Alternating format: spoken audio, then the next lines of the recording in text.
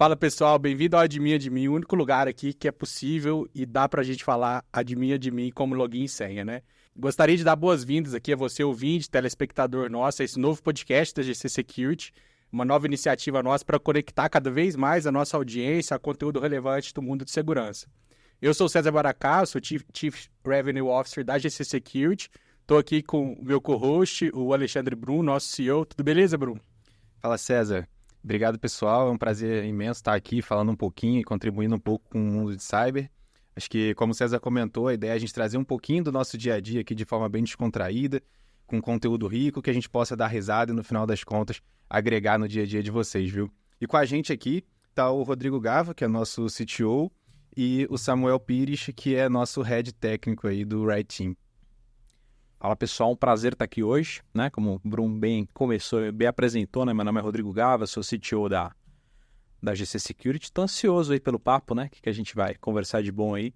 Adorei aí o nome, Admin, de quem foi a ideia aí, muito bom. Nome clássico. Já dando spoiler, né? Eu sei, a ideia foi do Samuca aqui, muito boa. E É isso aí. segue aí, Samuca. Meu nome é Samuel, sou head, líder, gerente, Capitão.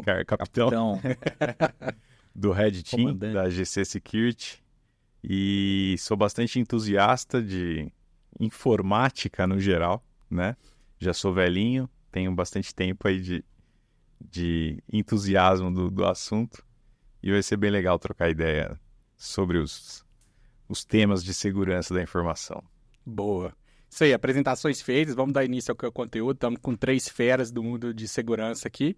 E para começar, vamos trazer um dado importante aqui que a gente olhou e a gente olha hoje, quando a gente olha o mundo, né, principalmente falando um pouquinho sobre senhas mais fracas, senhas difíceis, senhas inferíveis ou não, a gente vê que a combinação, né, de senha e login mais utilizada no Brasil é nada mais nada menos a que dá nome a esse podcast aqui, é Admin.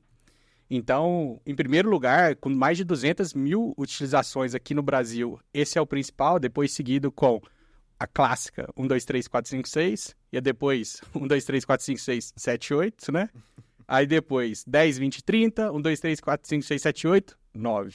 Então, esses daí são os top 5 de senhas mais vulneráveis. Só um parênteses, né? Essas Pode. 200 mil utilizadas são as que a gente tomou conhecimento em vazamentos, né? Que são dados que, teoricamente, ninguém deveria saber, né? Quantos admin existem, né?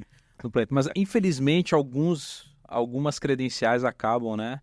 Caindo em domínio público, né? E quando o pessoal tem esse trabalho de consolidação e análise, né? Que é bem interessante, dá vários insights bacanas para a gente saber qual que é a cultura da galera, né, quando vai utilizar. E o admin, pessoal, muitas vezes, né, apesar da brincadeira aqui do nome do podcast, muitas vezes não é nem culpa do usuário. O Samuel deve conhecer vários devices, né, em que a senha padrão é usuário, padrão é admin, a senha padrão é admin por padrão, né, já vem inseguro de fábrica, né, isso E eu queria abrir um tempinho aqui até para a gente discutir um pouco mais sobre isso. Cara, isso dificulta muito a vida dos nossos amigos aí que cuidam de segurança das empresas, né? Aí queria que vocês contassem aí, o Brum, Samuca, Rodrigo, um pouquinho de como que é isso no dia a dia para vocês, o que vocês encontram por aí, para a gente saber um pouquinho mais também. É só um adendo, acho que é legal o Samuca colocar um pouco da experiência dele até na dinâmica de testes, enfim, de dia a dia. Mas, assim, nessa lista que o César comentou, de 1, 2, 3, 1, 2, 3, 4, 5, 6, 7, 8, a gente poderia colocar algumas senhas até mais grotescas, né, Samuca, ali. Então, não sei se talvez o horário permita, mas, enfim, tem diversas senhas que a gente acaba entendendo que no dia a dia são muito utilizadas e é quase que um problema cultural do Brasil. Realmente... Do mundo, né? A gente está falando do Brasil aqui, mas é realmente um problema global e cultural de utilizar senhas fracas. Às vezes, conceitualmente, atendem a requisitos ali de número de caracteres especiais, minúsculo, maiúsculo, mas no final das contas, ainda assim, são senhas fracas. Então, acho que vale até o Samuca dar uma visão um pouquinho do dia a dia ali que você depara aí com senhas no dia a dia, Samuca. O legal é quando você analisa essas senhas, essas listas de senhas fracas, 1, 2, 3, 4, 5, 6, 1, 2, 3, 4, 5, 6, 7, 8, ela vai depender muito do sistema que você está usando. Então, um sistema mais comum, um sistema que você vê, por exemplo, internamente numa rede, um sistema da Dell de máquinas virtuais e tal, você vai achar um admin, 1, 2, 3, 4, 5, 6, 7, 8. Mas se você usar um workspace, por exemplo, da Microsoft ou da Google, você já tem requisitos mínimos ali que são por padrão. Então é muito legal seria legal, não achei ainda uma lista dessa, seria até legal a gente pensar em compilar isso em algum momento, mas que são senhas frágeis, igual você estava falando, Bruno, só que com os requisitos que teoricamente tornariam elas difíceis, que é usar um caractere maiúsculo, usar um caractere especial e usar números. Aí eu vou lá e coloco gcsecurity@2024. Conceitualmente é horrorosa a senha, né? É muito fácil de você aceitar. Só que ela tem todos os requisitos, né? Atende aos requisitos. Atende perfeitamente aos requisitos. Então, senha é muito mais do que isso, né? Então, essa lista a gente tem até que pensar em atualizar ela em algum momento. Acho que o conceito de senha forte, né? A gente, né, como profissionais de segurança, que a gente tem que revisitar esse conceito, né? Enquanto que um serviço, um SaaS, um workspace, como o Samuca disse, né? Já tem ali os requisitos mínimos, né? De complexidade de senha, na verdade, né? Não é a complexidade que vai tornar a senha segura ou não, e sim o quanto que ela é inferível, né? Então, o Samuca, ele tem um projeto ali no GitHub, né, que chama WeakPass, em que, a partir de uma keyword, ele gera ali algumas centenas de variações de senhas culturalmente utilizadas e inferíveis, né? Então, ele vai te gerar ali, se a keyword for o nome da sua empresa, por exemplo, então GC Security, com certeza ali vai ter uma variação GC Security @ano, 2 anos para trás, 3, 5 anos para trás, 5 para frente, com hashzinho ao invés da arroba, com exclamação. E em ataques específicos, né, como de password guessing, né, como password spray, por exemplo, o nível de sucesso desse tipo de técnica é gritante, é impressionante, né? E então é isso, né? Voltando no conceito, que torna uma senha complexa, não segundo ali aqueles requisitos de uppercase, lowercase, símbolo, etc., não necessariamente vai tornar a senha segura, né? Porque uma senha inferível nunca será segura, né? É a diferença de conceito entre uma senha complexa e uma senha inferível, né?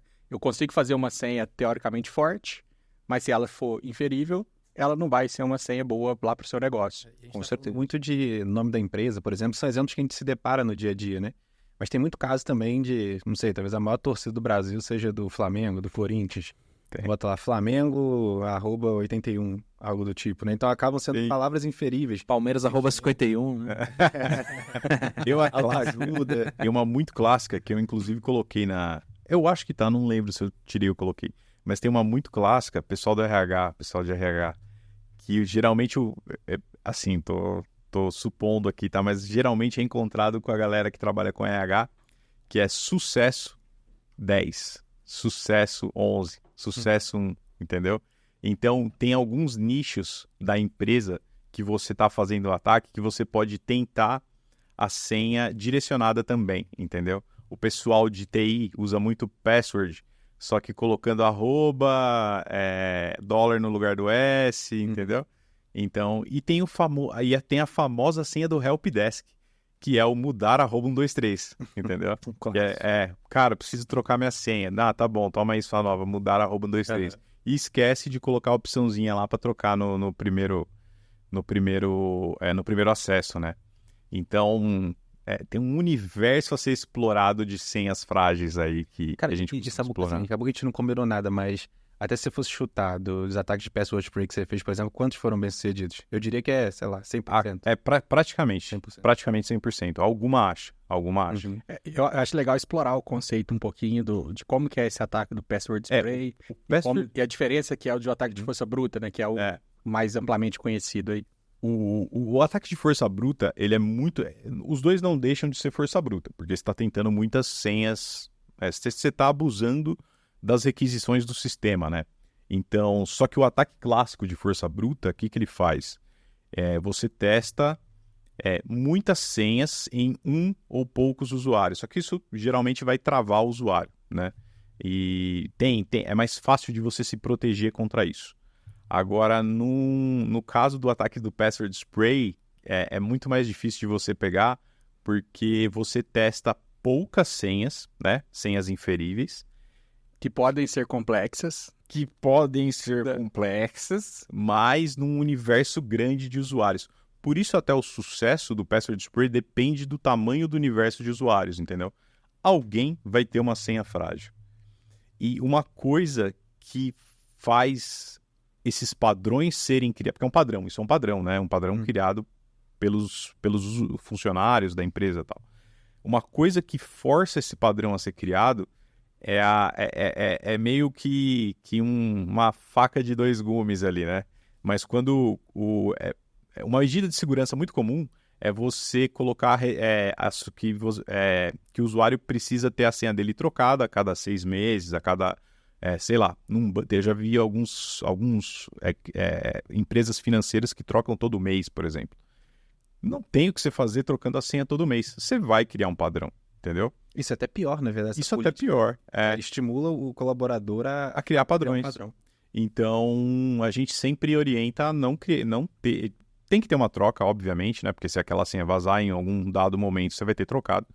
Só que tem que ser muito bem equilibrado isso. Porque esse padrão, ele é criado geralmente, ou por facilidade, é claro, mas por troca também. Então, você vai trocando o ano. Troca uma vez por ano, troca o ano.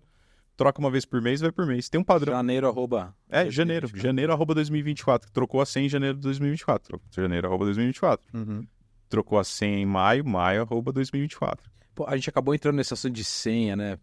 Postura de módulo de autenticação meio sem querer, mas acho que é interessante comentar, já que a gente se aprofundou um pouquinho, que a gente comentou, né, dos pré-requisitos de sucesso de um ataque de password spray, por exemplo. Então, o Samuca falou um ponto bacana, que é a superfície, né, de potenciais usuários ali. Então, se o usuário é inferível, por exemplo, uma matrícula, um código inteiro, isso ajuda demais nesse tipo de ataque, né? Se você já tem uma enumeração de usuários ali, por exemplo, também ajuda muito. Então, ou você enumera por uma resposta do módulo ali, dizendo, esse usuário não existe, né? Uma mensagem diferente quando a senha está errada, quando o usuário existe ou não, isso ajuda muito. Ou quando o usuário é inferível por lógica, né? Então, o número inteiro, sequencial, etc. Isso ajuda muito, é um dos fatores. O segundo fator é a ausência do segundo fator. Olha só, isso foi poesia pura.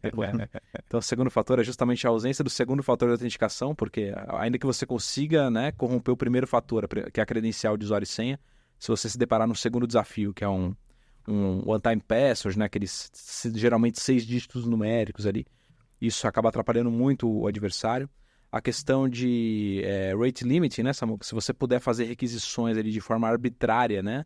Sem nenhum tipo de caso de uso que detecte isso e te bloqueie de forma ativa, né? Isso também ajuda muito o adversário. Então, é um componente ali, um misto, né? A questão do CAPTCHA, né, Samuca, por exemplo, né, cara? Tem muito CAPTCHA que é mal implementado, né? Então, o adversário consegue burlar e fazer esse ataque. Então, geralmente não é por um único motivo, né? Como se fosse um acidente ali de avião. Política de senhas fracas também, né? De senhas inferíveis. Então, para um ataque de password spray dar certo, muita coisa tem que estar errada, né, ao mesmo tempo. Mas geralmente está. Exatamente. Muita coisa tem que estar errada e geralmente está errado, né? Assim, geralmente está errado. É um gap quase que... Não vou chamar de padrão, mas é muito comum quando a gente se depara ali na dinâmica de testagem que a gente executa. E aí dá quase para abrir um quadro no jornal, né? De previsão do tempo. Cara, é a tempestade perfeita que está vindo. Aí você bota isso tudo num pote mesh, é a porta de entrada para um atacante. Então, total. Esse TTP que a gente brinca na GC, que é o TTP do Red Team da GC, do Samuca ali, faz a gente ter sucesso em diversos testes, né? Se você for olhar, talvez, de um pouco de fora, não é algo que talvez seja tecnicamente super complexo, talvez seja um feijão com arroz ali, que não é feito. Então, acho que a grande questão do Red Team, no dia a dia, é exatamente olhar para isso, né, cara? Essa visão de risco e entender como que eu vou conseguir invadir, seja de forma complexa ou não.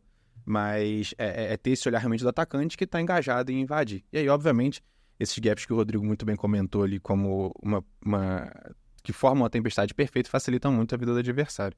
E quer queira, quer não, só para terminar de complementar, quer queira, quer não, os sistemas em geral estão ficando mais seguros em relação à exploração técnica do sistema. Então, se a empresa, né, um cliente nosso, se ele atualiza, ele tem uma gestão de patch muito bem feitinha, provavelmente vai ser muito difícil você encontrar um exploit ali, a não ser que você tire um CVE da cartola e consiga, entendeu? Então é muito complicado você fazer um ataque técnico hoje em dia, né? Complicado não, mas assim, está cada vez mais raro. O adversário, né? Ele vem... Isso, exatamente. Os vetores estão muito mais ligados. Estão muito mais ligados. Só que o password spray, além dele ser mais arroz com feijão, está certo falar isso, ele te dá um acesso legítimo. Então, você não está fazendo uma exploração que um antivírus vai pegar, que é alguma coisa que o SOC pode até pegar por ver alguma coisa esquisita acontecendo, mas é um acesso legítimo. Então, você digitou login e senha, entrou. Então, é bem complicado de você detectar e fazer um forense disso depois, entendeu? Então... E assim, a gente fala muito desses problemas no dia a dia, né? E é um desafio realmente tratar isso, né? Porque é um problema cultural, é um problema, cara, você vai ter política de senha, mas eventualmente ela não é eficaz, não é aplicada no dia a dia. Então assim, na visão de vocês, como que, acho que no final dos contos, né, não só os colaboradores, mas os responsáveis ali da área de segurança, podem tomar algumas medidas para tentar ter uma política mais eficaz ou consiga aplicar no dia a dia?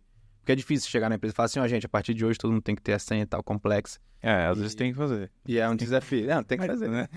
Acaba sendo um trabalho conjunto, né? De várias partes interessadas ali que tem que fazer sua parte, né? E como que a gente dividiria isso numa esteirinha aí?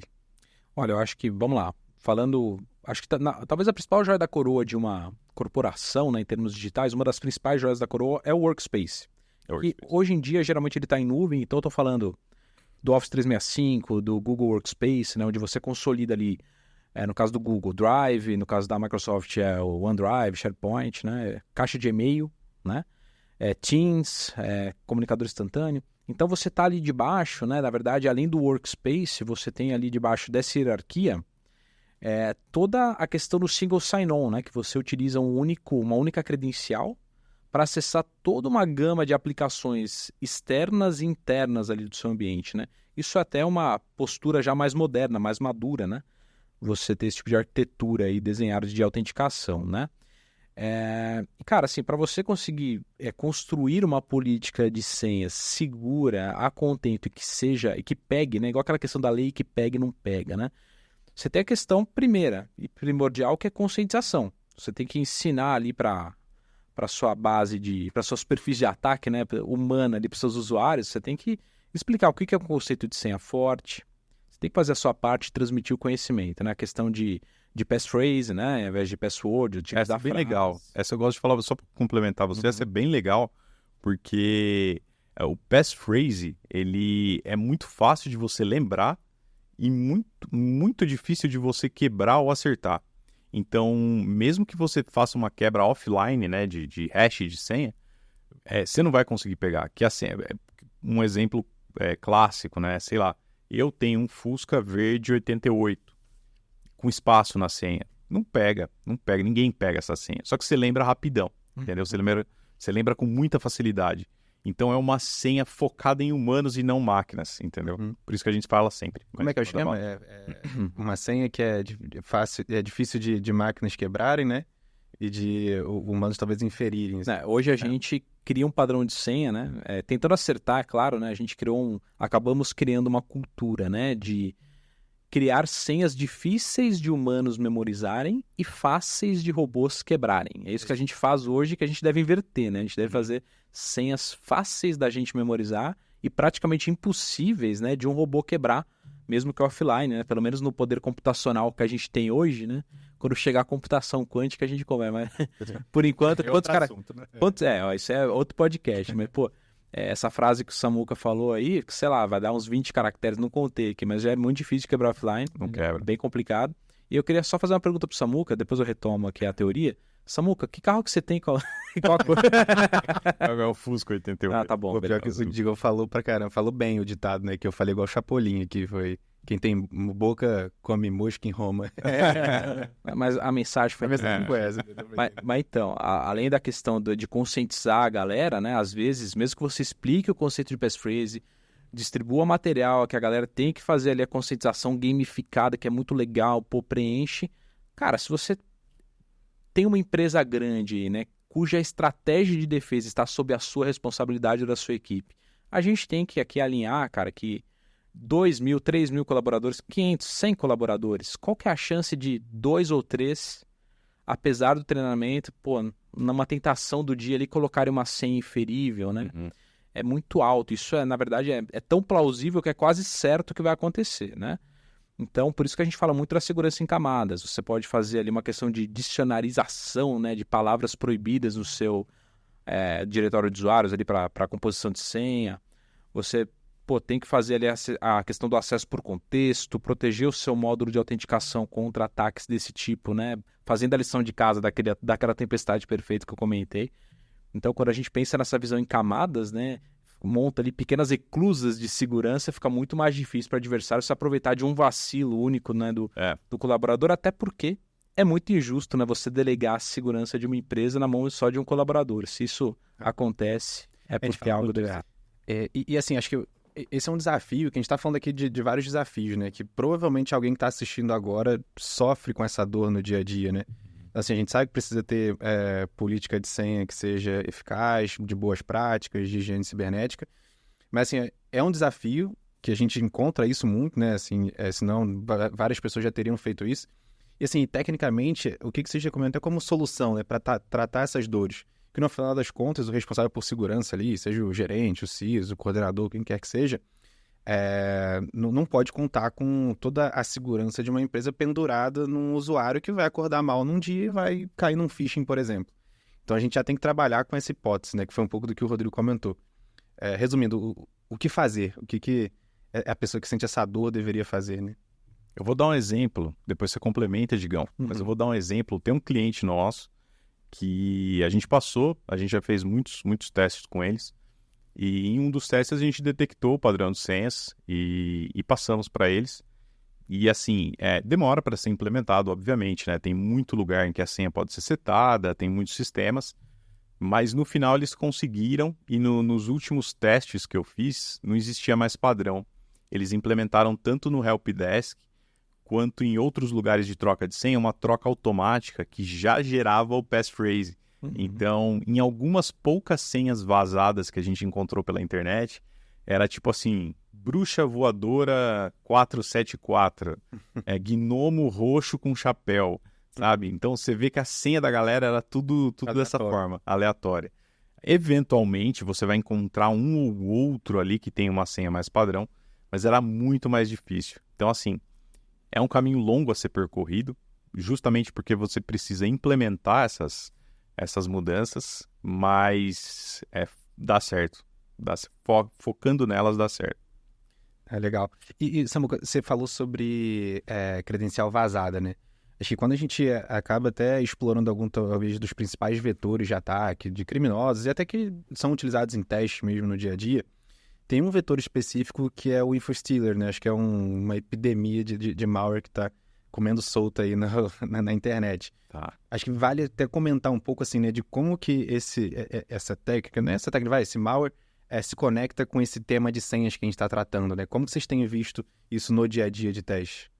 Até deixar o Digão falar desse aí. O maior entusiasta do maior entusiasta. Pô, não sou, não, ok. Somos. Não, vamos lá, né? O infostealer, vamos contar um pouco de história aqui, né? Legal. Legal entre aspas, né? Mas é ilegal, né? É ilegal, né? É bem ilegal. É ilegal, mas é que assim, o jeito que é feito é interessante. Não, sim, eles são... O pessoal foi bem criativo, né? E até na maneira como eles rentabilizam isso que mudou. A questão do malware, na verdade, o infostealer, ele é um malware, né? Então, ele é uma aplicação, um software que ele é malicioso, né? Então, e de alguma maneira você foi levado a executar esse malware, esse vírus, né? Como se fosse um vírus ali, na sua estação de trabalho, né? Da sua empresa, no seu servidor, né? Então, dependendo ali do contexto. Mas vamos lá. Antigamente, né, apesar de não ser uma novidade, né, de ser algo bem antigo esse conceito de malware, a dinâmica dele andou evoluindo, né, nos últimos anos, principalmente na volumetria desse tipo de tática, né, que os adversários vão utilizando. Então, o que acontece? Pela internet, o pessoal costuma colocar uma série de iscas ali, né? Então, geralmente atreladas a aplicativos piratas, né? Então você quer baixar ali o Adobe Photoshop, por exemplo, e você por algum motivo não quer pagar a licença do Photoshop, né? Você vai lá, caiu na tentação de... Existe isso? Existe. Tem gente que não paga? Tem gente que não paga. O primo de um amigo meu falou que achou um desses com Roblox. Pô, rapaz, pois acontece muito.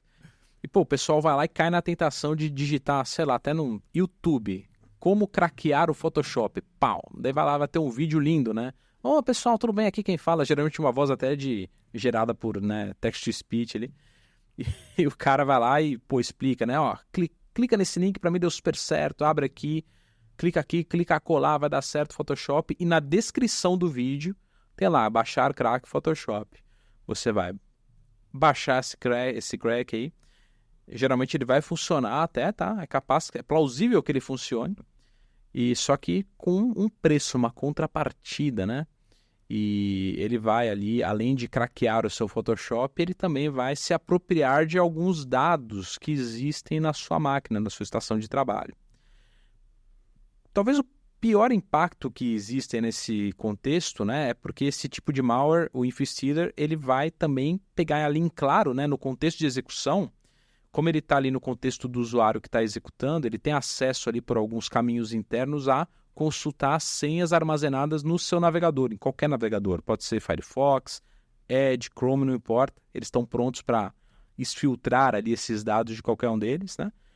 E, cara, ele vai pegar todos os usuários e senhas e as URLs, né? Isso é muito perigoso também, né? Ele exfiltra ali a URL, usuário e senha.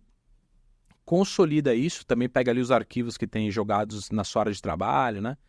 De algumas extensões específicas. Só dando o contexto, essas são aquelas senhas que você clica no browser. Você quer salvar essas senhas? São essas. Muito bem lembrado. Não devo clicar em não. Deve clicar em Pelo não. amor de Deus. Acho que sim. É o Never, né? É o Never, né? Cara, assim, a gente não nega a usabilidade, né? Que esse cofre de senhas embutido no Chrome ou qualquer outro navegador é muito útil, é muito prático, né? É tentador, até porque ele sincroniza em nuvem, né? Do caramba. E assim, o que acontece? Vou resumir a história, né? O pessoal consolida esses dados, ou seja, ele nem sabe quem é você caiu na isca. Então, existe o ataque direcionado também, mas é a minoria, tá? Mas é por phishing, etc. Mas geralmente são essas iscas, você executou o malware, você e centenas, milhares de outras vítimas aí por campanha, enviou esses dados para a central ali desse adversário, ele consolidou isso e vai olhar depois, né, o que ele pegou na rede ali, né? É igual pescar, ele vai olhar o que caiu na minha rede aqui hoje. E ele vai fazer uma análise, vai ver se é senha corporativa, o que não é. Geralmente, o pessoal com tráfego um pouco melhor oferece isso para os operadores de ransomware, né, como um Initial Access Broker, né, o cara que vai lá e consegue um acesso inicial bacana para um ambiente corporativo ali com muito valor, né? Então ele vai ver ali o que é o filé mignon, vai separar aqui e o restante ele consolida e vende, né, em pacotes na Deep Dark Web aí, né? Então tem fóruns especializados nesse tipo de comércio. E uma vez que esses dados caem, né, nesse domínio público, ainda que seja num ambiente ali mais especializado, uma vez que caiu ali na internet, amigão, é domínio público. Então a sua senha para sempre mesmo, vai estar em domínio público indexado em algum banco de dados de senhas roubadas. E quem que utiliza essas senhas roubadas? Né? O fraudador, um hacker que quer invadir ali um adversário, né, que quer ali invadir seu ambiente corporativo com qualquer objetivo, pode ser um ataque destrutivo, ransomware ou não, né? E isso se torna muito perigoso, né? E, enfim, existem ali N maneiras diferentes pelas quais eles podem te levar a executar esse malware aí, né, cara? E, pô, tem umas assim que são muito sagazes, eu tô me estendendo um pouquinho, mas, cara, essa daqui é legal falar, porque muitas vezes até a gente que é o usuário, né, o pessoal cresceu, né, utilizando ali a internet, né, pessoal de tecnologia, se acha meio que imune, né, a esse tipo de problema. Isso é bem comum a acontecer. Então teve um caso, cara, que o pessoal chegou, colocou um anúncio no Google do WinSCP. O WinSCP, para quem não sabe, ele é um aplicativo ali de transferência de arquivos, né, por SSH, né, criptografado, é um projeto aberto, é open source, né, e o pessoal colocou um anúncio no Google com a palavrinha ali, um SCP, como primeiro colocado, né, conseguiram pagar ali o clique, e o pessoal tava lá, o WinSCP download, enter, primeira ali da lista do Google, clique aqui para baixar o WinSCP. O pessoal tá no piloto automático, tá com pressa, quem usa o WinSCP, amigão, não tá brincando, o cara tá trabalhando. Vai confiar no topo do Google, pô, né, cara, você tá no Google, assim, e assim, esses caras estão com pressa, eles estão resolvendo o BO. Ele clica no primeiro que ele vê, meu, e clicou lá no anúncio, quando ele clicou no anúncio, não bastasse, ao invés de estar no inscp.net, lá que deve ser o site oficial, devia estar no inscp. Alguma coisa ali, quase igual, o site clonado, idêntico, link de download funcional, o ISCP instalava, cara. O cara usava, só que ali no setup.exe ali ele também instalava o malware, né? E nessa brincadeira muita gente caiu. E qual que era o perfil de uso, né, dessa galera? Pessoal que cuida de infra. Quem cuida de infra tem muito acesso a ambientes, né? Então, e deu muito estrago essa campanha, cara. Eu tenho certeza que muita gente que está ouvindo a gente não sabia que isso existia, porque a gente começou a trabalhar muito forte com isso nos últimos 6 meses, né? Vamos falar. E nos últimos 6 meses, cada vez que a gente vai e apresenta para um cliente, pô, nunca vi essa visão, que essa visão é diferente do que a gente tem. Então, assim, essa cultura de estar sempre fazendo esse rastreamento em Deep Dark Web é algo que vai garantir que você vai estar no mesmo, se não à frente, pelo menos no mesmo passo que o cara que está mal intencionado lá com seus dados. Monitoramento de vazamento de credenciais hoje não é mais opcional. Cara, você tem, porque assim, cara, toda empresa tem vazamento de credencial, toda, praticamente toda. Quem não teve, vai ter, porque é do jogo, né? E a gente brinca assim que é mais fácil matar lobisomem, né? Que pelo menos tem a bala de prata. Quando a gente fala de segurança, não tem. Assim, não vai ter uma iniciativa especificamente. Então é um conjunto para evitar isso, né? Então, tem uma política de senha, cara, mas a gente tem que trabalhar com a hipótese de alguém cair numa engenharia social, mas tem o InfoStealer também. Então, é super importante a gente olhar de forma um pouquinho mais ampla, né? Pensando em segurança em camada mesmo, em acesso por contexto, que no final das contas é o que vai mitigar o risco. Não vai zerar o risco, só se arrancar fora da tomada, tudo mesmo. Mas, enfim, vai mitigar pelo menos um pouco, né? E no final das contas, a única maneira de você saber o seu real risco é testando. Testando. Mas não é testando de qualquer jeito. Acho que assim, testar é legal, é fundamental, mas assim, é importante a gente saber qual que é a sua estratégia de testes, né? Samuca, conta um pouquinho pra gente. O que você acha, assim, vai? Eu já virei host aqui. Vai lá, capitão. Se cuida. Se cuida, Cezão. A palavra tá com o capitão agora. Capitão, O que você acha? Você é o CISO de uma empresa, assim, como acho que deve ter muitos CISOs aí, né? Nos assistindo hoje, assim. O que você, numa visão de simulação de adversário, né? O cara que tá do outro lado, assim, é lógico, né? No espectro, né? De segurança, mas simulando muito adversário e tem a visão do adversário. O que atrapalharia mais a sua vida em termos de estratégia de teste? Se o CISO começasse por onde? De qual maneira? Você está dizendo que eu estou no meu ponto de Red Team? Não, você é um CISO. Você é um CISO que chegou na cadeira agora, sentou na cadeira agora. Tá. Você precisa descobrir risco, né? Mitigar risco e entender o seu ambiente. O que você entende que é uma boa estratégia de testes, né? Primeiro, vou ser educado aqui. Primeiro, você tem que começar com um Red Team Assessment, black box, sem escopo. Sem escopo. Eu sei que é difícil, eu sei que tem política, eu não quero que mexa nisso, eu não quero que mexa naquilo, mas tem que ter, porque se você não permite se você limita o escopo do seu teste, o adversário de verdade não tem limite, ele não tá nem aí, entendeu? Então o ideal é chegar o mais próximo possível do adversário de verdade. Começando por um Red Team Assessment decente e feito sem escopo, você vai descobrir seus maiores riscos, né? E isso tem que ser feito ciclicamente. Então eu começaria por aí, pegando um Red Team Assessment sem escopo, pega o maior número de risco possível, define uma agenda para ter esses testes ciclicamente, porque uma empresa, uma empresa de tecnologia, ela nunca é parada, né? Ela sempre está desenvolvendo novas features, novos ambientes, etc. E isso tem que ter um ciclo. A partir do momento que você tem, vamos supor que a empresa não tenha, sei lá, nada ainda, né? Tenha pouca coisa. Mas a partir do momento que você já tem um ciclo de testes, você começa a implementar gestão de vulnerabilidades, gestão de patches, monitoração de credencial vazada, e aí você começa a aumentar a maturidade do seu ambiente.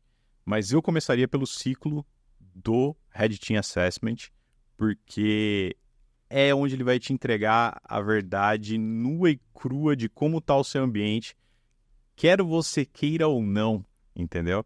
Então vai estar daquele jeito, né? É igual você ir no médico, e o médico vai falar, cara, você tá com isso, isso e isso, meu. É isso que foi diagnosticado. É claro que eu te fiz essa pergunta porque eu já sabia a sua resposta. Sei. E aí, como é que é, Digão?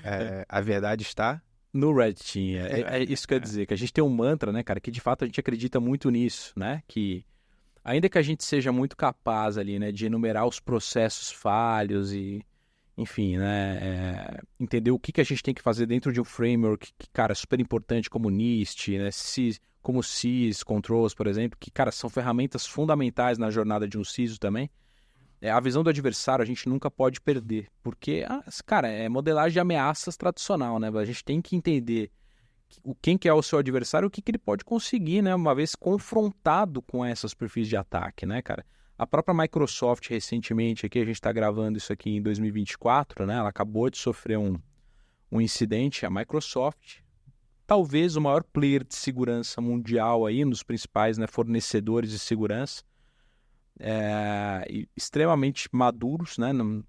Cara, na verdade não é nem que eles estão maduros na jornada, né? Eles praticamente construíram a jornada de segurança, né? Então, porra, é a Microsoft. E ainda assim eles sofreram um incidente. Como? Né? A partir de um ambiente que era um Shadow IT, né? Um tenant ali que era de testes ou algo departamental de negócio, eles não revelaram os detalhes ali, né? Apesar de ter muito pesquisador ali tentando fazer, né, algumas inferências, né? Tem alguns trabalhos bem legais que eu vi ali do pessoal entendendo, investigando esse incidente. A gente não sabe muito ao certo, o que se sabe é que era um ambiente não controlado, né? Departamental, que o pessoal subiu para teste, né?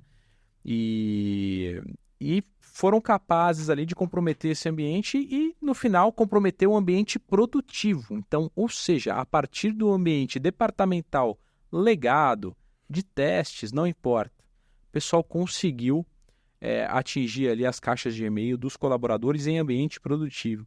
Ou seja, uma vez que está a internet facing, aquele ambiente, ele é seu, isso é produção, isso é escopo, né, cara? E ali tem dados, né, direto ou indiretamente, ele pode te levar a dados por uma questão de roles ali, de tenants, intertenants, etc.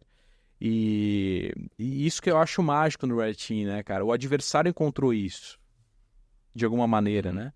Eventualmente, se a gente limitar muito o escopo, falar, cara, eu quero testar só a minha joia da coroa aqui, só essa aplicaçãozinha aqui, cara, que aqui é meu...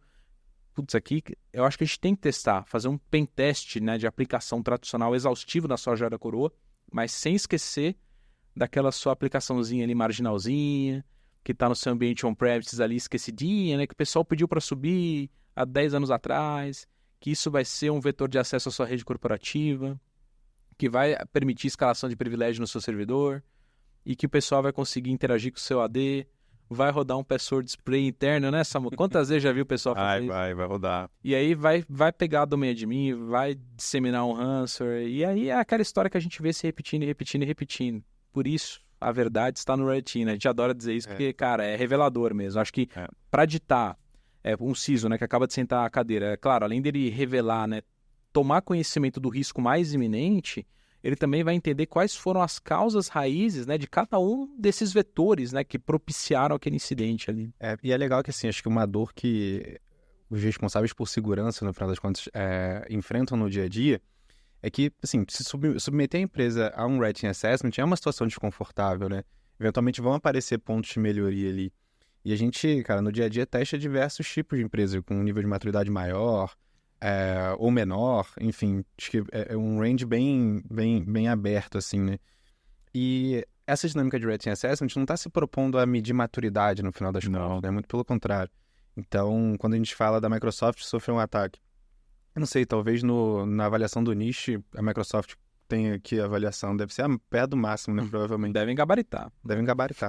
Então, esse olhar, né, de risco residual realmente, para entender, né, que apesar de todos os esforços, cara, desenvolvimento seguro, do bom trabalho de teste, do bom trabalho que os profissionais de segurança exercem no dia a dia, alguma coisa vai escorrer entre os dedos, né? Então vai passar alguma coisa. E, cara, quase que um trabalho inglório, assim, é um goleiro no jogo, né? Então, você tá ali na partida defendendo um monte de bola, mas, cara, tomou um gol aos 45 do segundo tempo. Já era, você perdeu o gol, perdeu o jogo. Então, não tem jeito, né? Então a gente fala que o atacante é o artilheiro, ele camisa 9, cara. Bola quicou, empurra pro gol. Não importa se é com a barriga, se é gol de barriga, de mão, de pé. Esse gol é gol e no final das contas... Não tem gol feio. E, cara, não tem gol feio. Os executivos, né, eles ainda não têm, né, essa noção de contexto, né, cara? Então, muitas vezes, né, o pessoal... um dos desafios do CISO, um dos desafios dos CISOs, né, é educar o nível executivo quanto à plausibilidade de um ataque, né? Então, um incidente de segurança não invalida um trabalho, né? Uma vulnerabilidade encontrada no exercício de Red Team, principalmente, e menos ainda, né, também não invalida um trabalho, né? Eu acho que é parte do desafio também, né? Como que a gente vai conversar cada vez mais com o nível executivo, trazê-los para perto desse contexto, né? E mostrar para eles que é mais ou menos isso, é uma missão em glória, né? Aquela questão, pô, tá 1.000-0 para mim, mas eu tomei um gol, né? Tem até um grande pensador, né, que a gente segue, que tem essa teoria aí. Então, se tomou um gol, você perdeu o jogo, né? Então, cara, é nosso dever também, como profissionais de segurança, tangibilizar isso para os executivos também. Isso faz refletir, né? Enfim, há um tempo atrás, já tem bastante tempo isso, numa reunião, fui falar com um board sobre um SQL injection no banco de dados. Aí eu parei para pensar, eu falei assim, cara, o que eu tô falando aqui, sabe? O pessoal não tá nem entendendo que diabo é isso. Então, é uma dor do profissional de segurança se comunicar dentro da empresa, né? Assim, como que você explica para a área de desenvolvimento de produto? Cara, você tem que ter múltiplas camadas de autenticação ali, né? Como que você explica para o colaborador que está preocupado ali em resolver um monte de BO no dia a dia, que ele tem que trocar a senha dele, que ele tem que usar tem que aplicar uma política de senha. E olha como o Red Team é fundamental para isso, para você justificar um orçamento, né, um budget, você, ao invés de falar do SQL Injection, da vulnerabilidade técnica, né, do ASP Top 10 da vida ali, você vai chegar e tangibilizar o risco, né? Que o Red Team faz isso, cara. O Red Team, ele tem como um dos principais, se não o maior objetivo, é tangibilizar o risco cibernético. Olha, a partir desse ataque, com todo o storytelling, né? Você, conta ali a história do ataque, da enumeração. Foi possível ter acesso a tais dados estratégicos da empresa? Seria possível causar indisponibilidade operacional instantânea? Cara, isso é interessante, né, pro executivo, né, cara? E é isso que a gente tem que tangibilizar para ele. E aí tem um conceito que até recentemente a gente quebrou essa barreira, Bruno. Eu queria que você comentasse um pouco sobre ele, que é o conceito do RONI, que a gente tem falado bastante agora em reuniões com os executivos que a gente tem, que a gente sempre fala muito sobre retorno sobre investimento, né? E sempre foi uma dor muito grande do pessoal de segurança defender aqueles investimentos que eles gostariam de fazer por não conseguir quantificar o retorno que ele teria para o negócio. Só que com esse novo conceito que a gente está trazendo agora em todos os projetos e até em negociações comerciais que a gente faz, começou a clarear um pouco mais e a gente mostrou uma luz no fim do túnel para esse pessoal. Queria que você comentasse um pouco sobre esse conceito também.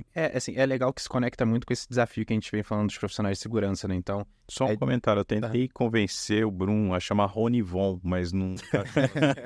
A gente até inventou um acrônimo pro Von ali, né? Não deu. Só as coisas acontecem rápido, então vai com esse nome, daqui a pouco a gente pensa no nome melhor. Pedir pro pessoal da edição colocar o tutu.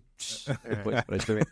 Bota a legendinha para Risk of Non-Investments, né? Então, assim, qual é o risco de você não investir naquele projeto específico? Então, cara, por que você faz um seguro de carro? Porque você bate com o carro e seu carro pode ser roubado aqui em São Paulo, no Rio, que seja.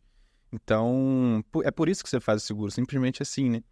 E à medida que esse risco, né, de sofrer ataques, sofrer vazamentos ou qualquer incidente cibernético fica mais aparente para os executivos, isso vai clareando e é um pouco da dinâmica de Red Team que o Rodrigo comentou. Então, esse conceito que o César comentou, que a gente vem trazendo, é mostrar, né? Caso aquele investimento não ocorra ali, que risco que você está correndo, né? Então, qual é o custo para a recuperação de um ataque, né, na hipótese de sofrer um incidente? Então, quando a gente começa a trazer isso também, né, para o lado um pouquinho mais financeiro e de negócio, ajuda pra caramba o profissional de segurança que está ali lutando para explicar o que é o SQL Injection e ninguém entende. Então, está lutando para poder engajar a turma de produto a implementar algumas features de segurança.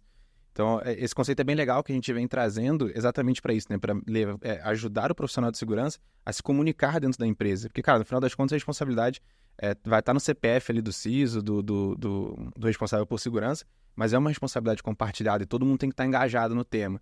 Assim, cara, se a empresa não estiver engajada no tema, desculpa, profissional de segurança, mas você vai ter uma dor de cabeça ali para resolver o negócio, né? É complexo.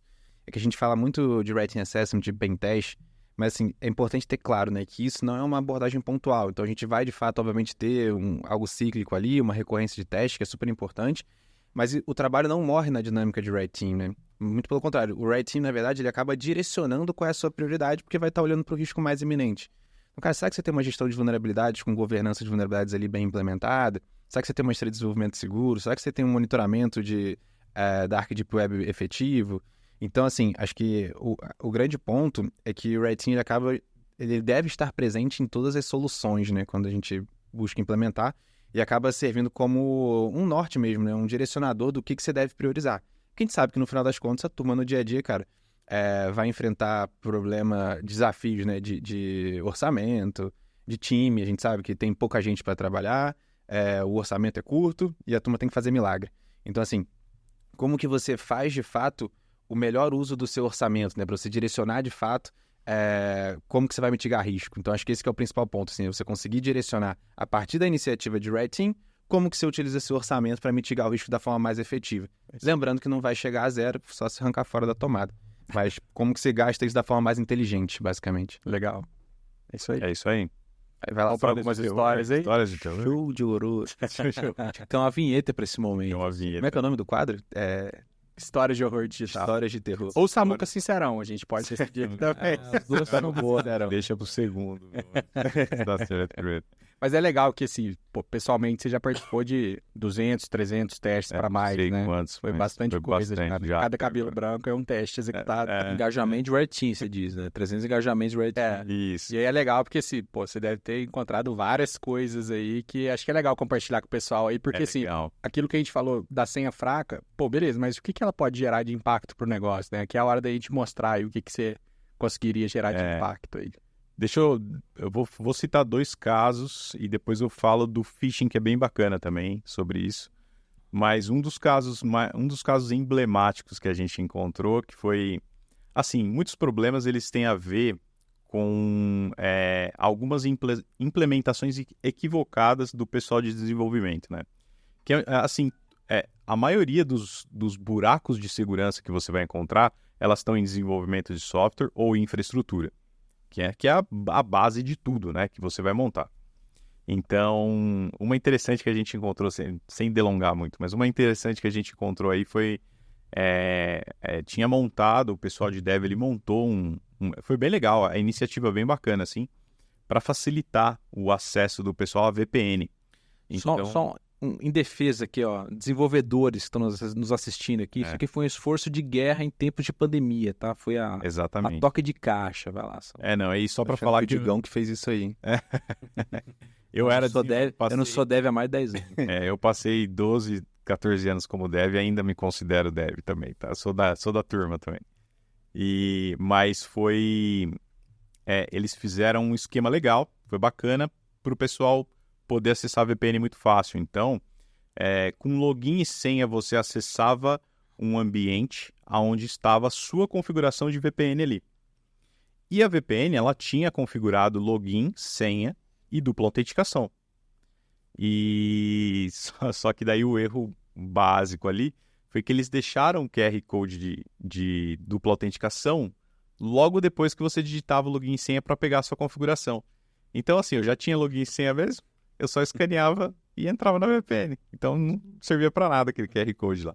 O QR Code tinha que ser trocado, né? Ele tinha que ter um ciclo aí. O QR Code ele tem que aparecer uma vez. Você imputou ali, validou, né? Que ele funcionou, ele morre. Não aparece em lugar nenhum. Você pega os backup codes, se precisar, né? Isso. E aí, no caso, não, né? Toda vez que você entrava, né, no portal de auxílio à VPN ali, você se dava de cara com o QR Code do MFA, né? Para a alegria de Samuel Gustavo Pires aqui. E aí é ser criativo. Não, foi gasto, sei lá, uma semana a mais para implementar o QR Code e ele não serviu para nada.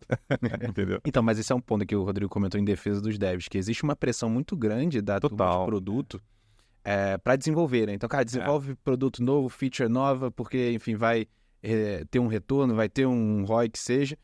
Então, existe uma pressão muito grande em cima dos devs para desenvolver, né? Uhum. E cara, é complexo de seguir uma história de desenvolvimento seguro ou boas práticas de segurança, porque você tem ali, às vezes, 1 dia, 2, 3 para desenvolver um negócio que deveria ser complexo, né? Mas tem essa... A culpa é da gerência. A culpa é da gerência. Que pede lá, faz em 2 dias. Aí como é que gerente de projeto Pastelaria. O que gerente de projeto gosta de falar? Assim, como estamos? Papagaio. Deve ficar doido. Tá doido. Não, mas E aí depois disso era ser criativo, né, cara? Você tinha acesso à VPN do pessoal, já era. Já era, acabou. Aí, a partir do momento que você tá dentro de uma rede, a chance de você virar administrador é altíssima, Dá pra contar nos dedos, assim, aqui a gente não virou meio que por falta de tempo, assim, mas porque você tá dentro de casa, né? O pessoal fica muito mais livre para deixar erros, né? Então fica muito mais fácil de explorar. E um segundo caso muito... e aí não tem mais dev no meio, tá? E são más práticas de segurança. A gente conseguiu um acesso ao workspace através de phishing, né?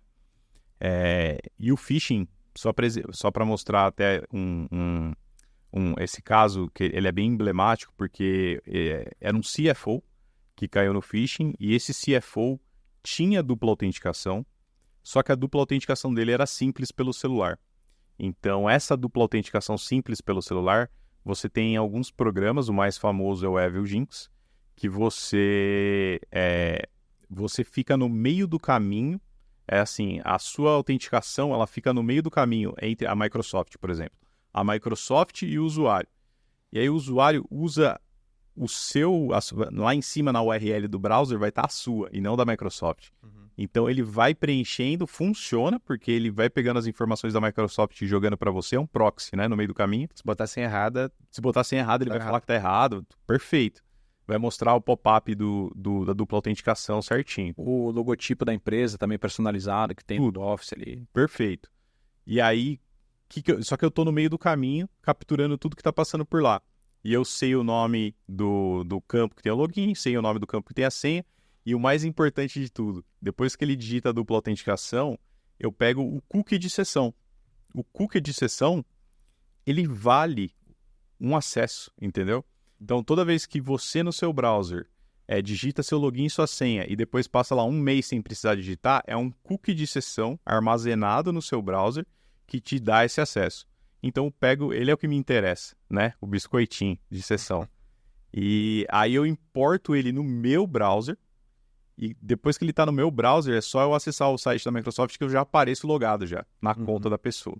Então a gente usou essa técnica, tivemos acesso à conta do CFO ali e o CFO ele compartilhava com a equipe de financeira todos os cartões de crédito da empresa. E aí tinha todos os cartões de todos os sócios, os cartões de crédito da empresa, número, nome, data, os 3 dígitos, esqueci o nome dos 3 dígitos que fica atrás lá. Os 3 dígitos, então dá para você usar aqueles cartões. Isso, você vai ver. Dá para você usar aqueles cartões. Então, assim, um cartão de crédito não coloca no Workspace compartilhado. Foi daí que tu comprou o Fusca Verde 78. Então, esse daí foi complicado também. Mas, olha o que é legal, né? Porque muitas vezes a gente, até o profissional de segurança em geral, ainda é bem comum que nem alguns profissionais de segurança tenham claro a diferença de pentest para red teaming, né? Isso que o Samuca fez é red team raiz, cara.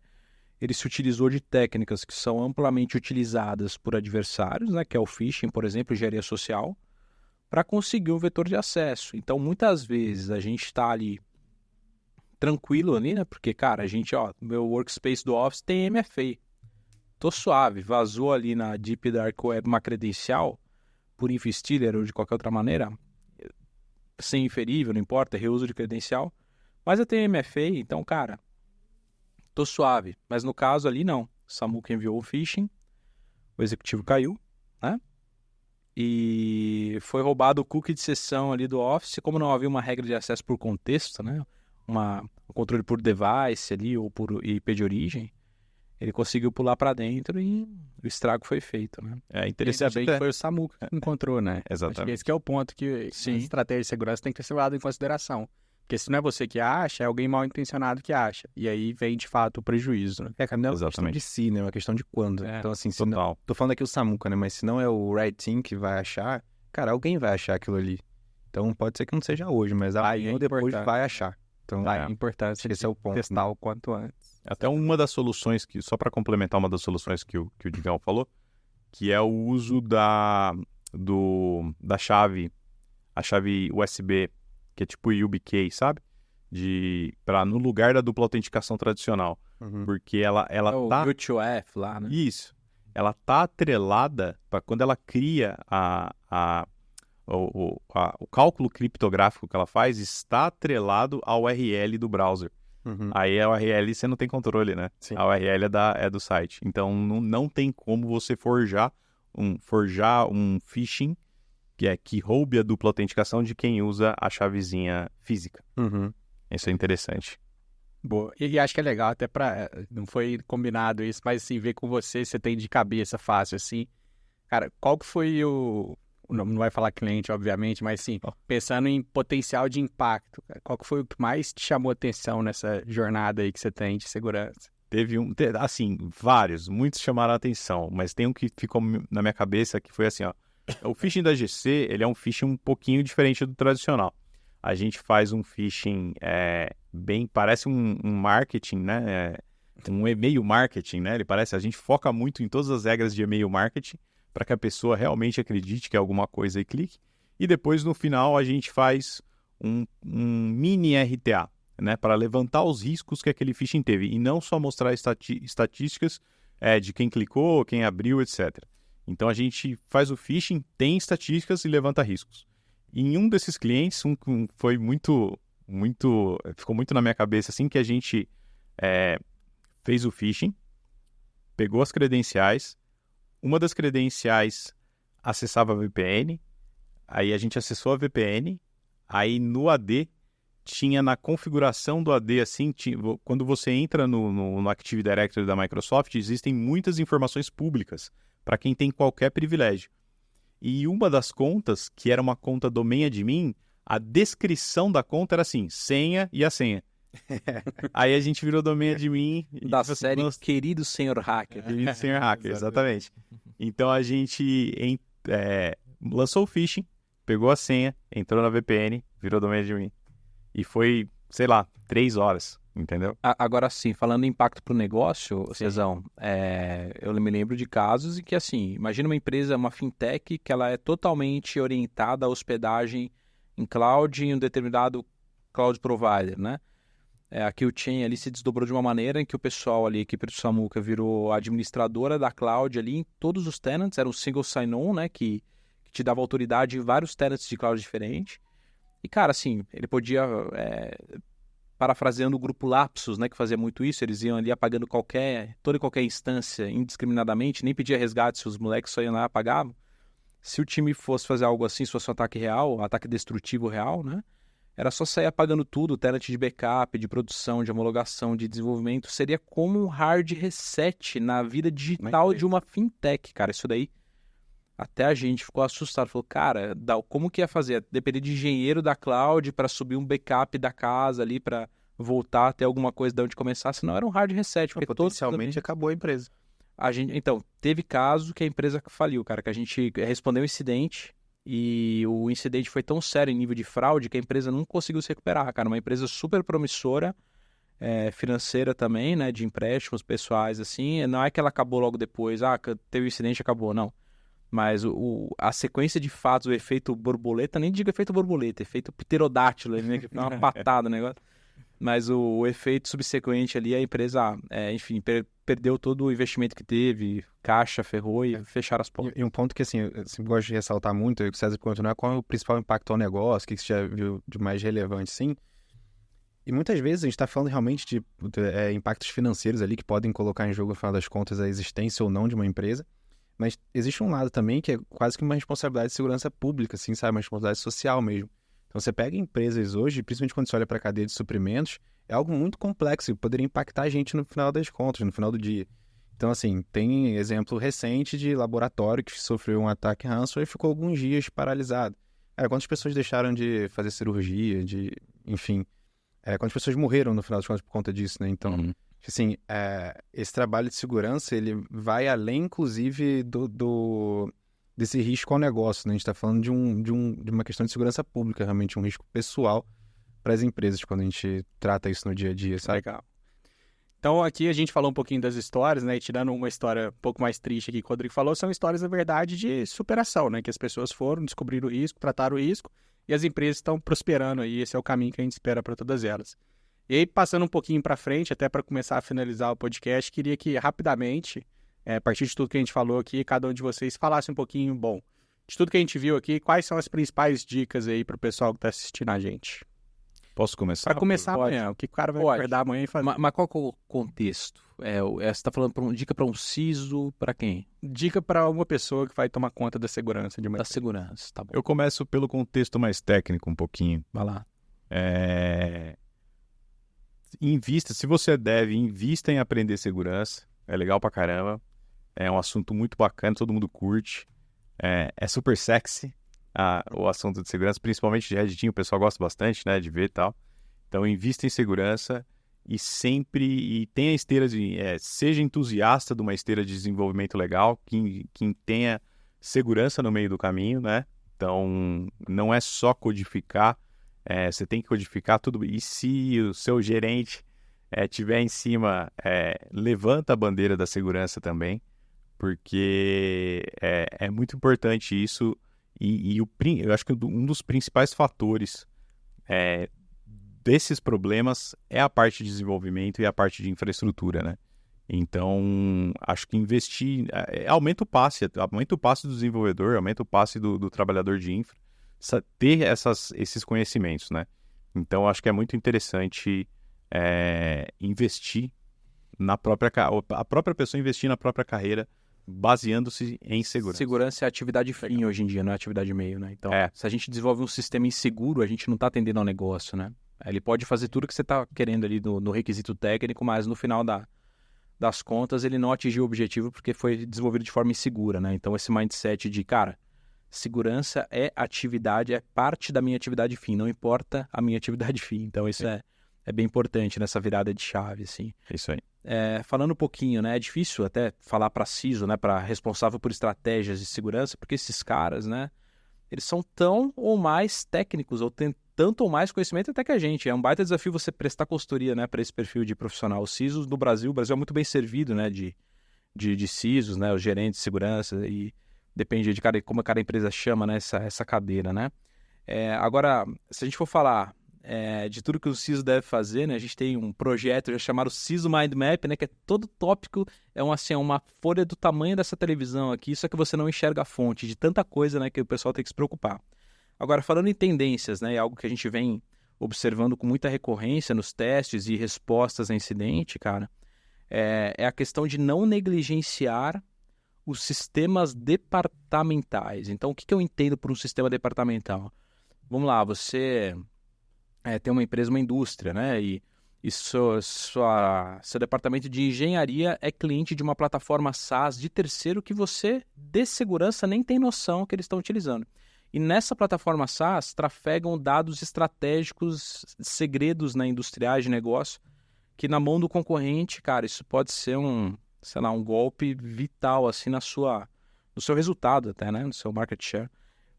Então, cara, acho que o que eu faria hoje como CISO, assim, correndo, seria montar uma estratégia de controle, gestão de ativos, né? O que eu estou dizendo é gestão de ativos, é você conhecer todo e qualquer sistema que a sua operação utiliza. Então, pode ser o cara do RH, do financeiro, da engenharia, aquilo que não é de TI, aquilo que não vai estar no seu CMDB, mas todo e qualquer ativo, né, que processe dados de interesse de segurança. No final, a área de segurança é a única área de uma empresa, junto com a área de riscos, talvez ali, que de fato esteja preocupado com a integridade, né, da gestão de ativos, né, de riscos, né, cibernéticos, cara. Então, o sistema, cara, terceirizado de RH, como eu falei, não vai estar no CMDB de TI, porque ele é um terceiro aqui, é um contrato de terceiro, né? Então, a gente está muito de olho nisso, e esse tipo de problema foi o que aconteceu com a Microsoft recentemente, né, sistema departamental, ainda que fosse dentro de casa, né? É muito interessante a gente ter um mapa do risco cibernético, não ficar focado só em o que é a responsa da minha atividade fim, da minha plataforma, ou do meu CMDB ali, que é o inventário de ativos, né, o jargão que a gente usa para inventário de ativos de TI. Boa. E talvez, tentando contribuir um pouco de forma menos técnica, talvez, assim, acho que uma dica cara, tenha certeza que você está se comunicando bem, sabe? Lembrando que comunicação depende da compreensão da parte receptora, né? E não da parte emissora. Então, mais uma vez, é um desafio do profissional de segurança se comunicar dentro das empresas. E assim, a gente aqui já viu o milagre acontecer por conta de uma comunicação efetiva, quando você consegue realmente engajar as demais áreas, os demais executivos ali no tema de segurança, a importância do tema e como que aquilo reverbera a nível de risco de negócio, como o César comentou. Então, assim, acho que uma dica parece trivial, mas não é trivial, a gente vê isso no dia a dia, garanta que a sua comunicação está sendo efetiva e que você está conseguindo sensibilizar todo mundo quanto ao risco. Porque senão, cara, você acaba ficando com aquele risco no seu colo ali, profissional de segurança, numa posição ingrata, em que, mais uma vez, faltam recursos, falta engajamento de outras áreas, e você precisa fazer isso reverberar e ter essa responsabilidade compartilhada. À medida que você consegue compartilhar isso com os demais executivos, com os pares ali, com a empresa como um todo, Cara, eu já vi milagre acontecer, sabe? A gente já viu milagre acontecer aqui, né? A nível de... seja liberação de orçamento, seja engajamento, realmente, patrocínio. Quando eu digo patrocínio, não é só financeiro e orçamentário. É realmente a sensibilidade ali, né? A consciência do que pode acontecer caso um risco cibernético se materialize no final das contas. Então, tentando ser um pouco menos técnico, assim, cara, tenha certeza que você está conseguindo se comunicar de forma efetiva e está todo mundo ciente daquele risco, porque é um desafio isso hoje em dia. Legal, excelente. Aí a gente foi do mais técnico para o mais última. técnico, aqui ficou legal. No próximo episódio a gente fala sobre Active Directory. Fala Gostei. Tem bastante coisa aí, ficou um gostinho de quero mais aí em alguns assuntos. Eu lembrei até do Fala Mansa, faz milagre acontecer, né? É um negócio meio... Eu aprendi a falar mansa no rastapé. Eu acho que ficou um gostinho de quero mais aí, alguns assuntos que a gente vai poder explorar aí. E aí, indo pro final, pessoal, eu queria agradecer aí você que acompanhou esse papo até o final. Foi bastante legal aqui ouvir o que o pessoal tem a falar um pouquinho sobre segurança. Foi o primeiro papo que a gente tem aqui mais abertamente sobre isso. Tem alguns assuntos para a gente explorar nos próximos episódios. Então, muito obrigado, Bi, pela atenção e conte com a gente para os próximos passos. Obrigado, pessoal. Muito obrigado, valeu, pessoal. Valeu. Até a Tchau, próxima. tchau. Valeu. Que voz, hein? Que voz.